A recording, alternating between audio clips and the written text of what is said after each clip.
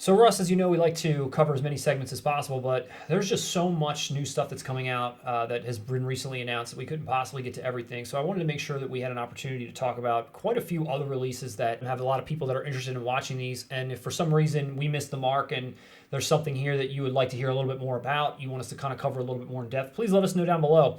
But I want to cover at least a few titles here briefly, just so that you can be aware of what will be coming out here in the near future. One of the first titles coming out September 7th, again, September is a huge month, but September 7th is the Star Trek Original 4 movie box set in 4K. Now, I'm not a Star Trek fan. I never really watched the show, but I know that there's a lot of people that enjoy these films, and we've talked about these collections before where, Star Trek is one of those that has a lot of films in the set. This one, you're only going to get the first 4, which maybe are the most beloved, but they're all coming in 4K in a pretty nice box.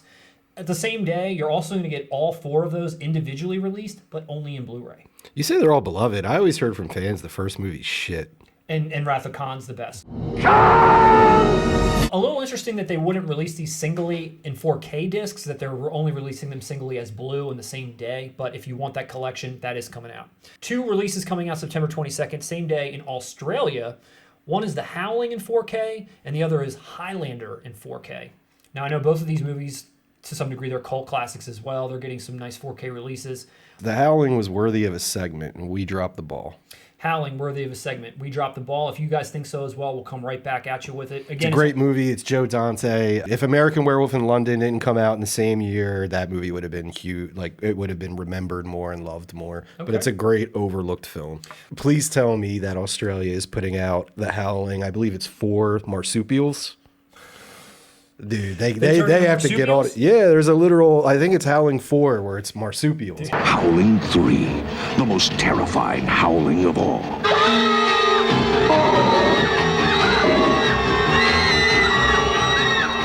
I wonder how many more of them there are out there. Why is the Howling trilogy only contain 3, 5, 6? What the fuck?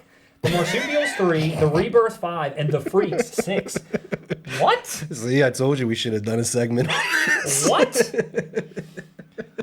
What the hell? So the trilogy of sequels, picking up with 3 and ending with 6, go figure, has already been out in the US, but you're only going to be able to get the Howling in 4K currently in Australia, but it does look like France is going to get a steelbook edition of this as well. So if somebody in the comments let me know if the marsupial one is worth watching.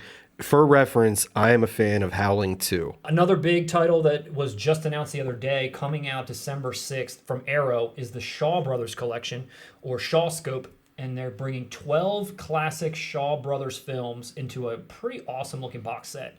On the segment that we did that showed some of the cryptic Arrow releases, this was one of the ones that was on there. Looking back, I can see it now. This is going to be coming out towards the end of the year, but if you're a big Shaw Brothers fan, 12 movies, pretty awesome.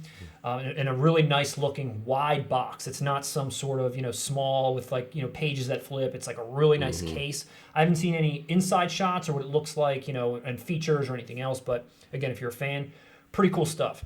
Coming out August 30th from Second Sight Films, which is another really great company. And we've talked about The Babadook with them. I own their Flight of the Navigator.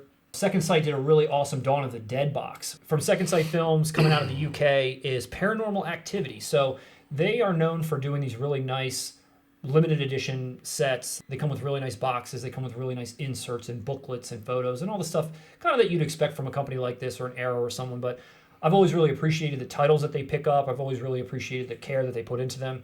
Paranormal Activity, I know when this came out, it was a smash. People kind of like Blair Witch Project or something. Everyone was rushing out to the theater. You got to see this thing. It's real, I think. There was all this kind of like hype about it. I could have cared less. I watched it. I was kind of bored. But I know that it did have a really big fan base at the time. Somebody out there might be a huge fan as well. Check this out. This is not 4K, however. It is Blu-ray only. Also coming out August 10th from Warner Archive Collection. Still doing their thing. We kind of talked a little bit about Warner dying off, but they're putting out One Crazy Summer, which is a great double bill with Better Off Dead. Both of these movies have never really gotten too much love. Better Off Dead did get a steelbook release, an exclusive steelbook from FYE. You're not going to get any features on either of them because They hate it. Yes, not and the director hates John Cusack. John Cusack hated these movies. He hated the director. Yeah. And they had a horrible relationship. I don't even know why he came back for a second one. I can't remember exactly. But you're not, like Russ said, you're not going to get any features on here. Nobody's coming back to talk about it, which is perfect for Warner Archive because they're just putting a trailer on it and saying F off. But again, that it's being released is pretty cool. I've only ever owned this in a Warner Brothers snapper box, which is terrible. Same thing with Better Off Dead. Here's a shocker for you. I've never seen One Crazy Summer. I've seen Better Off Dead. I'm a Better Off Dead fan. I've never seen One Crazy Summer. I think that One Crazy Summer has a little bit more of a lighthearted feel, is a little bit more rewatchable from that aspect. It does have similar characters, but there are like the addition of like a Bobcat Goldthwait. There are, so there's that element. There's a little bit more. Curtis Armstrong in it? He is. No shit. Yep, he's in it. And I don't want to say that there's more hope, but when you think about Better Off Dead, the guy's trying to kill himself the whole movie. And it's done in jest. It's done for laughs and it's fun. This movie, it doesn't have that sort of slightly dark element to it. For whatever reason, I just feel like One Crazy Summer is a little bit sillier, is a little bit more fun, is a little bit more rewatchable maybe, even though they're both excellent. So don't get me wrong, I would watch them both in a heartbeat, but I think One Crazy Summer's got that going for it. I just realized maybe that's why Better Off Dead is my favorite John Cusack film, because it's just John Cusack trying to kill himself for an hour and a half. Up next, coming out on September 21st, some Paramount sports catalog titles, which I didn't realize that Paramount had this many sports catalogs that they were just willing to throw out all at once. I kind of saw these announcements. First, it was Blue Chips. Then it was The Longest Yard. Then, to my surprise, was Necessary Roughness, which I'm a huge fan of. It's a Blue debut for Necessary Roughness. I saw this movie in the theater. I saw this movie countless times on television. It gives me that same vibe, not in the same tone, but like it's a misfit sports movie. It's like a Major League or something where, this group of ragtag dudes come together and they gotta try to get something together. It's got Robert Loggia. Not a goddamn thing's been working for us. Like this goddamn suit doesn't work for me. And this stinking tie, and this goddamn shirt, it doesn't work for me. You know how to play winning hard-nosed football? You go out there, you tear their fucking heads off, and you shit down their necks. Let us pray. Big fan of Robert Loggia as well. It's got Bakula, Sinbad. Larry Miller? Larry Miller? Rob Schneider? Oh, shit. Rob Schneider. Yeah. It's a fumble. Fumble-laya. Sergeant Fumbleina Wilkerson fumbles the ball. Hector Elizondo? Dude, I love Hector Elizondo, too. Fuck yeah. Hector Elizondo! It's a fucking classic. Dude, it is. Put some respect Kathy on Necessary. Ireland? Oh, God, yeah, she was the kicker. I forgot about dude, that. Dude, she was in her prime. Yeah, that Hawaiian dude. Yeah, who loved her. Yeah, I mean, she was in her prime as a young kid. I was like sweating her hardcore in that movie. But anyway, definitely getting that. Out August 19th in 4K for the first time is the Steven Soderbergh classic, Sex, Lies, and Videotape.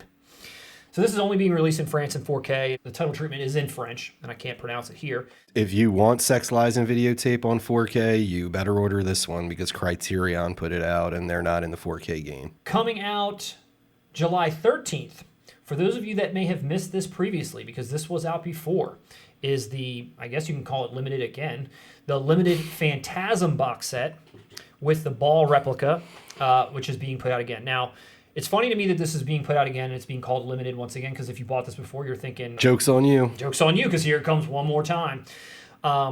It is a crazy edition of all these films. So this is a pretty insane box if you are into these films. Russ and I talk a lot about busts and so forth and these, silly replicas and things that come. This does have a lifelike replica of that ball that has been designed to be the exact same size as the one that's in the movie. It's got the spike that comes out of it and everything else.